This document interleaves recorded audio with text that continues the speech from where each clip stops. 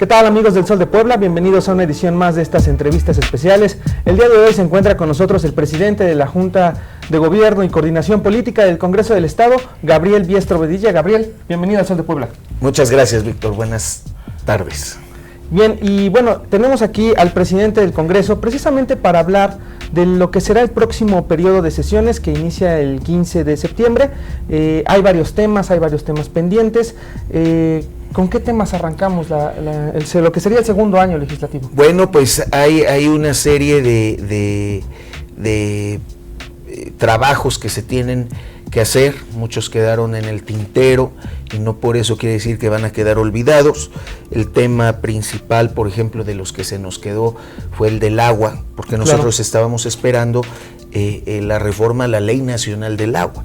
Entonces, ¿de qué servía hacer una nueva ley si de todos modos después la íbamos a tener que homologar? Que adecuar, ¿no? De todos modos, hicimos este año la iniciativa, la presentamos la diputada Nora Escamilla y un servidor, para quitar el corte del servicio de agua a las personas que debían, que tenían adeudos. ¿Por qué? Porque es un tema de derechos humanos y porque es un tema de salud pública, ¿no? No le puedes cortar el drenaje o el agua a una persona que no tiene para pagarlo.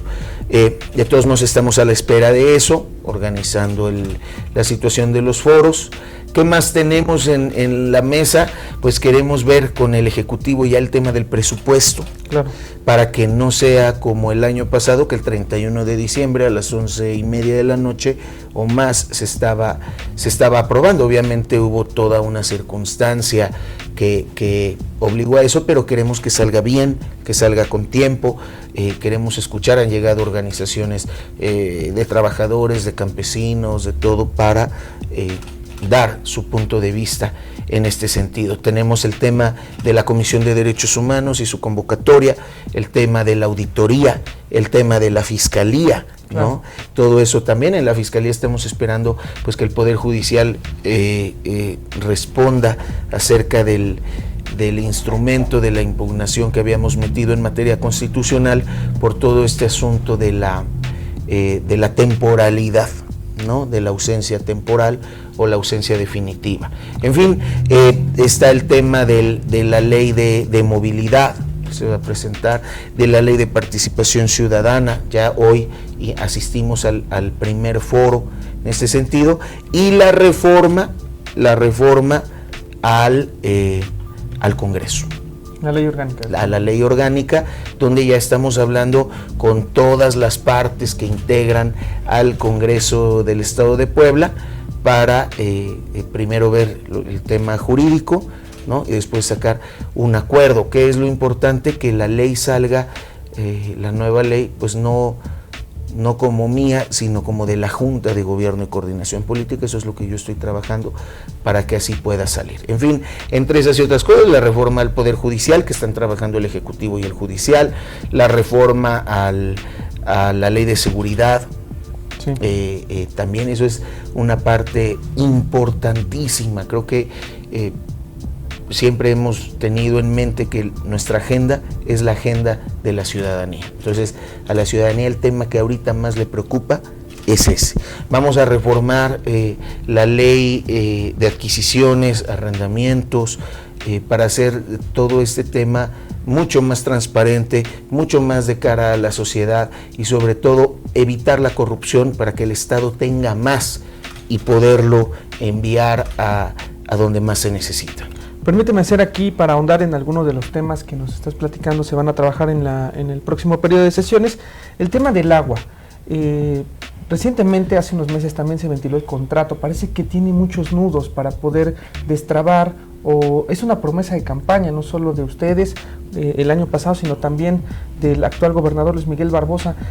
¿Se puede realmente revertir el contrato de concesión del agua que se aprobó en los gobiernos anteriores? De que se puede, se puede. A ver, desde el tema, ¿no?, de lo que es un contrato, desde su definición, ¿no?, como la voluntad de dos partes, ¿no?, para un acuerdo, pues por más que le hayan puesto nudos, porque efectivamente le pusieron una serie de candados para que aunque el pueblo no lo quisiera, aunque los gobiernos posteriores no lo quisieran, se quedara. Eso no puede ser. ¿Por qué? Porque además yo sigo sosteniendo que una de las partes, en este caso Agua de Puebla, no ha cumplido con lo que el contrato dice. Para empezar, no ha mejorado ni la calidad, no ha mejorado ni la cantidad, no ha mejorado el precio, no ha mejorado el servicio, no han quitado los cobros injustos, injustificados, no han cumplido con la inversión que ahí se tenía. Pero además es un contrato que se hizo a espaldas de la gente, a espaldas del Congreso, y te voy a dar aquí la primicia. El contrato del agua, ya después de profundas investigaciones de seguimiento, nunca pasó por el Congreso. Siendo que por ley, cualquier contrato que rebase el tiempo de la administración que lo firma, tiene que pasar por ahí. Mañosamente se apegaron a una ley de servicios donde evita que pase por el Congreso. Entonces, hay una serie de irregularidades, hay una serie de situaciones que nosotros tenemos que revisar, pero también jurídicamente encontrar el mecanismo para que no salga más caro el remedio que la enfermedad, claro, ¿no? Se va a hacer, se está viendo de manera jurídica, el mismo gobernador lo ha comentado, y finalmente yo en lo particular estoy en contra de que un servicio, que un derecho humano, algo como el agua, se concesione, ¿sí? Pero tenemos que encontrar los mecanismos para que esto pueda salir adelante. ¿Ustedes ya saben cuánto le costaría al gobierno cancelar el contrato? O sea, se hablan de... Bueno, si hablamos de una rescisión como tal, que es lo que yo planteo, no le costaría nada. Y lo que estamos buscando es que no le cueste nada. O sea, es un contrato leonino, es un contrato totalmente ventajoso y que afecta a Puebla, que afecta a la ciudadanía, y que por ahí tenemos que empezar a revisarlo, a verlo.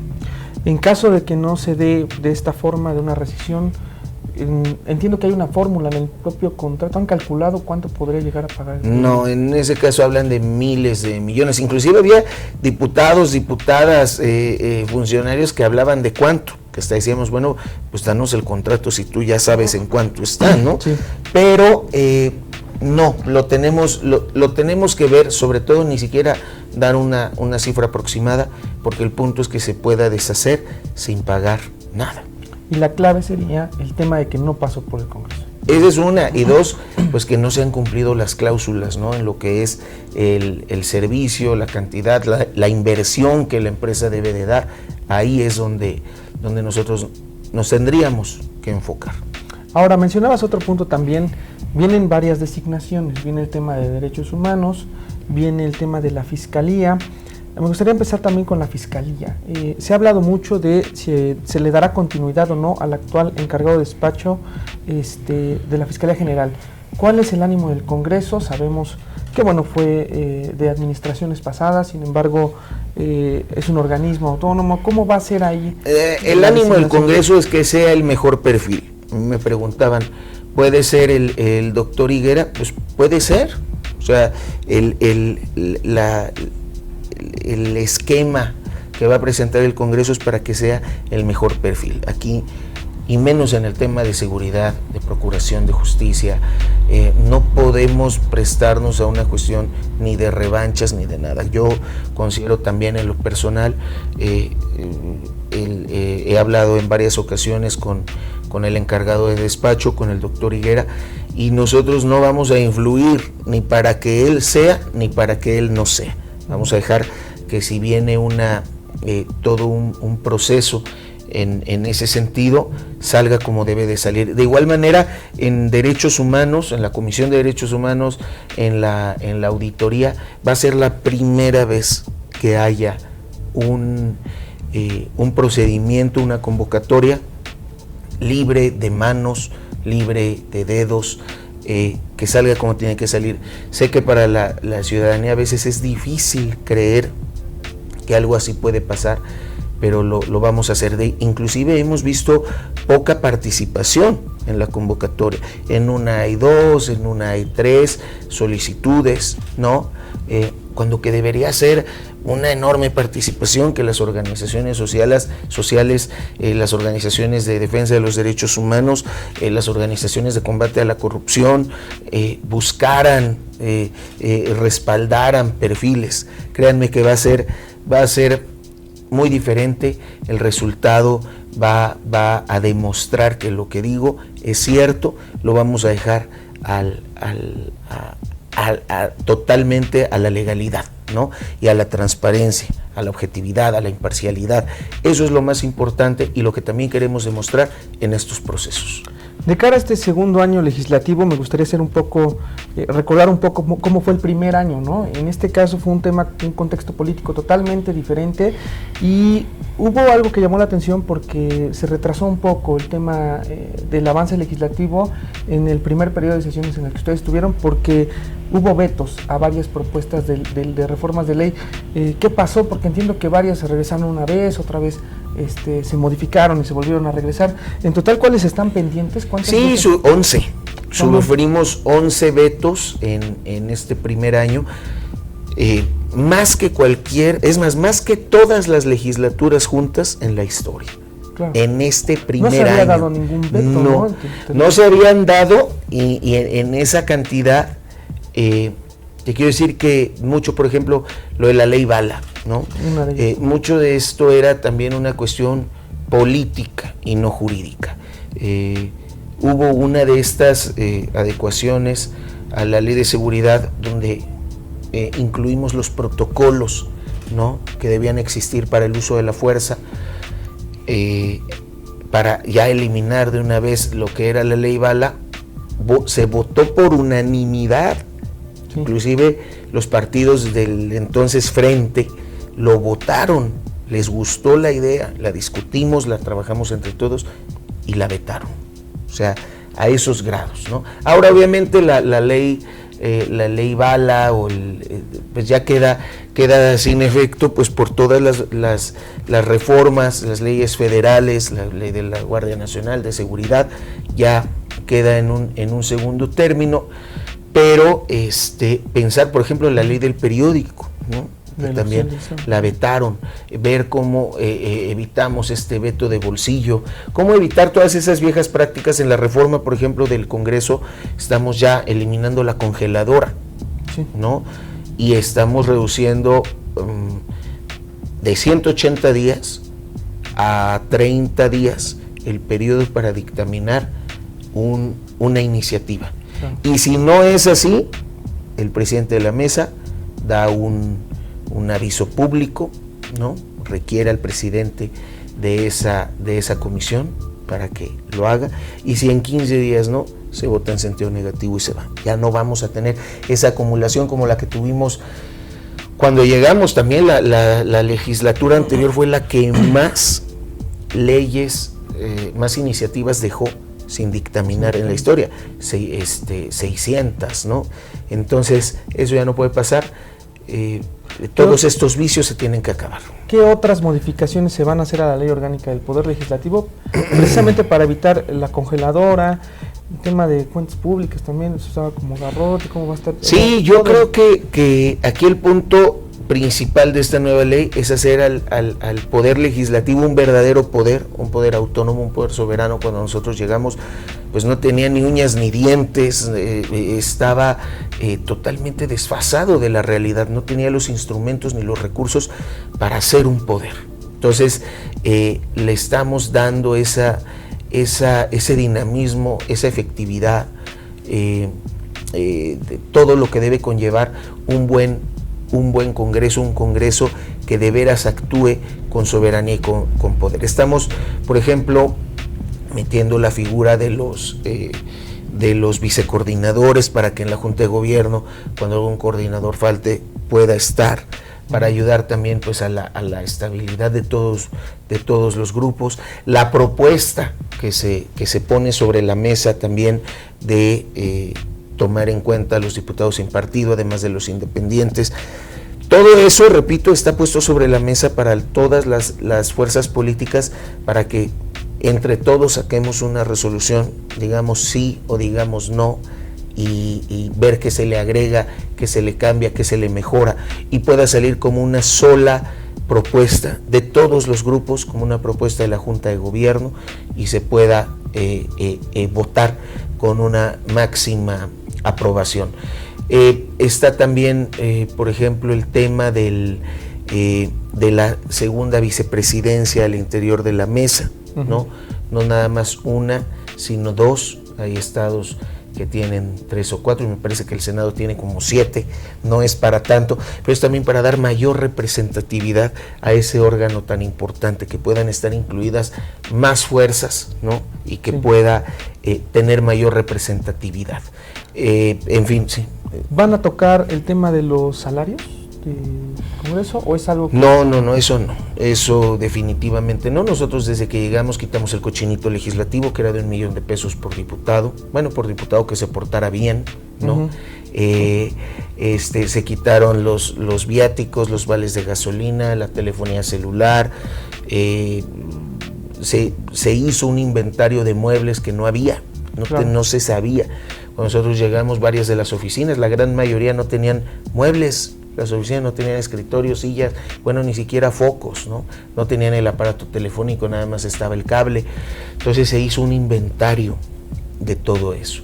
Creo que esa parte también del edificio donde no había ni planos, y ya tenemos planos, ¿no? Ya se le empezó a dar mantenimiento a lo más urgente, porque el edificio está muy dañado, además de que no alcanza. Desde el 93, el entonces presidente del Congreso hablaba de que ya no era funcional y ya había sido rebasado. O sea, estamos hablando de más de 25 años de que se hablaba de este tema. Entonces ya el edificio tiene planos, ya tenemos los inventarios, hay más orden administrativo, hay un mejor ambiente de trabajo. Logramos la certificación 025 para la igualdad laboral, que se suponía que ya estaba, pero que tuvimos que hacer hasta modificaciones en el interior del edificio para lograrla. Quiere decir que la habían logrado, ¿cómo? No sé, pero ya la tenemos. Entonces, el punto es cambiar las condiciones para quienes trabajan ahí, cambiar las condiciones de cómo trabajamos los diputados y hacer un Congreso más eficiente, más eficaz, más efectivo, y que responda, ¿no?, a las realidades que hoy se tienen. ¿Se van a cambiar este año? Sí, así es. Yo esperaba que fuera de sede. No creo, no, eso sería imposible. Todo ha salido. ¿Algún lugar? No, pero ya salió por unanimidad en la Junta de Gobierno este tema de poder cambiar el edificio. ¿Por qué? Porque unos diputados, sus oficinas están aquí, otros diputados están a 10 calles en el Mesón del Cristo, algunas oficinas están aquí, otras están allá, los dos edificios igual están dañados. No hay estacionamientos y se tienen que pagar convenios para el mínimo de los autos. El estacionamiento que está atrás del Congreso está dañado y no se le puede hacer nada porque además está en un litigio, no es del Congreso. En fin, una serie de situaciones. Queremos ver también, y te digo, todo esto, esta propuesta de la ley, pues puede sufrir modificaciones, cambios, de acuerdo a lo que las bancadas digan, ¿no? Te iba a comentar el asunto de la reingeniería al interior de las comisiones. En ninguna entidad federativa del país hay el mismo número de comisiones que de diputados. O sea, eso no puede ser. Entonces tenemos que hacer más ágiles a las comisiones. ¿Serían menos entonces? Serían menos. Estamos proponiendo que cuando haya pues una iniciativa que sea de gran calado, pues una reforma fuerte, el Instituto de Investigaciones Legislativas dé un dictamen del impacto social, político, económico, ¿no?, presupuestal, para también ser tomado en cuenta. En fin, toda una serie de cosas que van a cambiarle el rostro al Congreso. Estamos proponiendo que al menos una vez cada periodo ordinario haya una sesión itinerante en algún municipio que no sea de los del área conurbada, que vayamos al Estado a legislar. Lejos, o sea, así en las es, zonas lejanas. Okay. Así es. En este periodo también un tema que es básico de estos últimos meses es el tema del presupuesto. Ya a nivel federal ya hay como un boceto, digamos, un primer acercamiento que hace el presidente, una primera propuesta. ¿Cuál va a ser la postura del Congreso? Es decir, ¿qué van a buscar para Puebla? Digo, entiendo que mucho depende del Congreso de la Unión, pero ¿cómo lo tienen pensado distribuir precisamente para que no se decida hasta las 12 de la noche? Sí, ¿no? Yo creo que todo efectivamente depende, o en gran parte del Congreso de la Unión, pero podemos hablar de porcentajes. Un tema que preocupa, el tema de la seguridad pública. Sí. Te comentaba hace un momento que se había aumentado 800 millones en cuestiones de procuración y de administración de justicia, pero somos de los estados con el menor porcentaje que le destinan a seguridad. Estamos hablando aproximadamente del 3% del presupuesto. Hay estados que no nada más le aplican el 3%, sino que le aplican hasta el 10% del presupuesto. El presupuesto tiene que aumentar en ese rubro, el presupuesto tiene que crecer. Te digo, el año pasado tuvimos las mesas con el Poder Ejecutivo, pues tenemos con mayor razón que sacar estas mesas, coordinarnos con el Ejecutivo y sacar un presupuesto acorde a nuestra realidad. El apoyo al campo tiene que aumentar, el apoyo en seguridad, son dos cosas básicas que debemos de tener ahí. Obviamente resguardar el derecho a la educación, a la salud, a la educación digna y a la salud digna, a la vivienda que está detenido, en fin. De seguridad, para este año fueron 200, ¿o de cuánto fue bueno, es que depende, ¿no?, de los rubros, y nosotros, bueno, además de hablar de seguridad, te hablaría de seguridad y de justicia, ¿no? Uh-huh. La parte de la procuración, ¿no?, de justicia, de la administración de justicia, que aunque es para el Poder Judicial, tiene que ver, influye directamente en el asunto de la cadena, ¿no?, de la seguridad. Somos el último estado, o el estado con menos patrullas en todo el país. Por eso el gobernador está hablando de meter de manera inmediata 1,000 patrullas, ¿no?, que se está haciendo, pues obviamente todo el proceso de licitación, que sea transparente, que sea el meter más policías. Somos de los últimos lugares en el país en número de policías, el último de los últimos, lugares en ministerios públicos por cada 100,000 habitantes. O sea, son cifras aterradoras. ¿En qué porcentaje se tiene que incrementar el presupuesto para que sea funcional? Eso también lo tenemos que ver, porque el presupuesto puede ser de un tamaño, pero la verdad es que el problema o los problemas en todos los rubros son enormes. La inseguridad, la violencia es un reflejo del déficit que tenemos en las demás áreas, de que la gente no tiene acceso a la educación, a la vivienda, a la salud, a una vida digna, ¿no? Y lo que siempre dijo el presidente de la República es que debemos tener derecho a una vida digna de la cuna a la tumba, ¿no? Entonces también tenemos que ver todos esos rubros, los que tienen que ver con la producción, con los caminos, ¿no?, con los caminos para que los productores puedan mover sus mercancías, decía yo, educación, salud, ¿no? Todo eso tiene que ver, el apoyo al campo como la gran empresa o la gran fábrica que tenemos que tener, ¿no? La fábrica que más empleos da es el campo. Y sobre eso nos tenemos que ir, que la gente tenga insumos, que la gente tenga precios de garantía, que la gente tenga seguro, ¿no? Sí. Que asegure su producción de una helada, en fin, pero que esto realmente se traduzca en beneficios a la gente. Cuando lo hacían, nada más era como un modelo de negocios, ¿no? Todos los programas nada más eran vistos como un proyecto que iban a enriquecer a determinados funcionarios. Por eso también no llegaba. La cuestión de desarrollo social, de bienestar, tiene un déficit muy profundo. En salud, los medicamentos, la atención, el estado de los hospitales. Entonces, el presupuesto se tiene que tratar con mucho cuidado para que todo se pueda ir mejorando. No va a cambiar ni a verse en una semana, pero hay que iniciar. ¿Cómo? Revirtiendo la cuestión de la corrupción, ¿sí?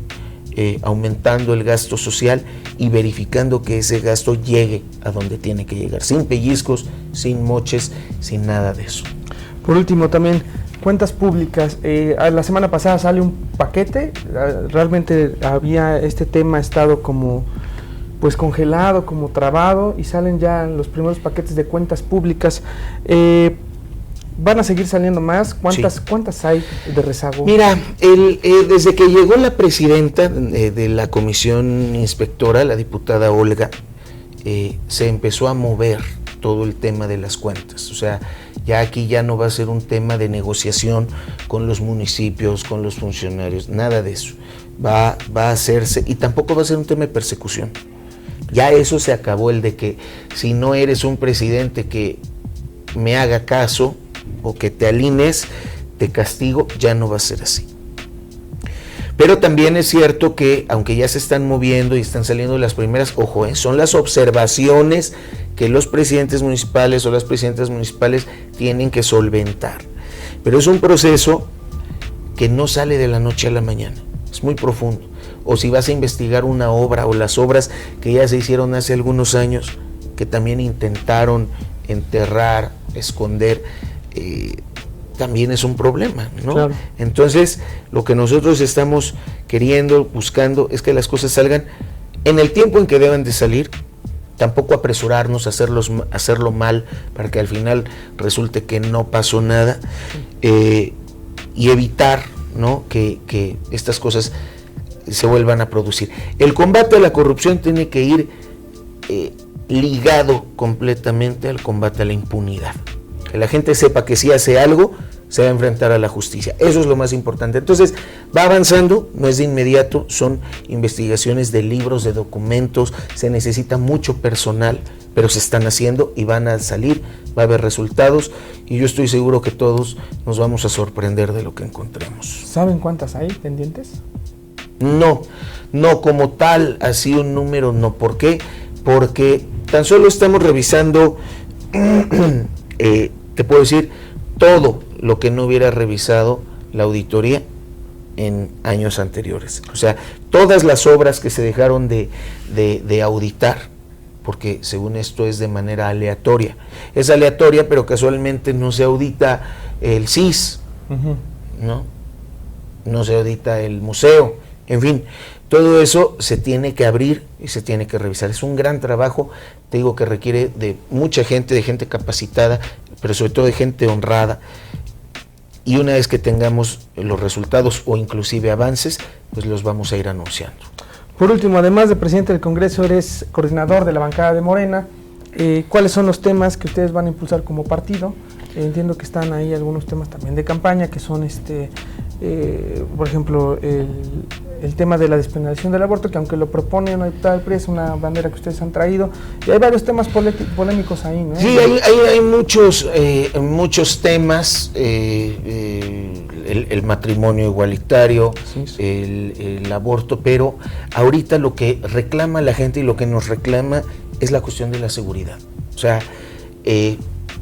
si la gente dice, finalmente somos los representantes del pueblo, si la gente dice, me urge este tema, sobre ese nos vamos a ir. Pero obviamente que temas en la agenda, pues hay muchos, ¿no? Sean polémicos o no sean polémicos, tenemos la obligación de sacarlos. Y yo siempre dije, como en el tema del aborto, nadie va a imponer su visión, nadie. ¿Sí? Tenemos que hacer un gran esfuerzo de llamar a todas las voces, a todas las posiciones y sacar un resolutivo. Tampoco es sacarle a los temas, pero sí merece que todos participen, que todos den su punto de vista, tomar una decisión. El presidente Andrés Manuel López Obrador ha sido muy claro al decir que los derechos no están a negociación, por supuesto, pero no vamos a mayoritear. No lo vamos a hacer. Venimos de un proceso de crispación política muy fuerte. Sí. No lo queremos repetir, ¿no? Todo tiene que salir con base en mucha plática, en mucha discusión, en muchos acuerdos y que estas cosas generen unidad más allá de generar división. Okay. Pues Gabriel, muchísimas gracias por haber estado Muchas con gracias. nosotros en El Sol de Puebla. A ustedes, a todos los que nos siguen, no se pierdan esta entrevista en su edición impresa, también en www.elsoldepuebla.com.mx y en redes sociales. Mi nombre es Víctor Hugo Juárez. Nos vemos en la próxima entrevista.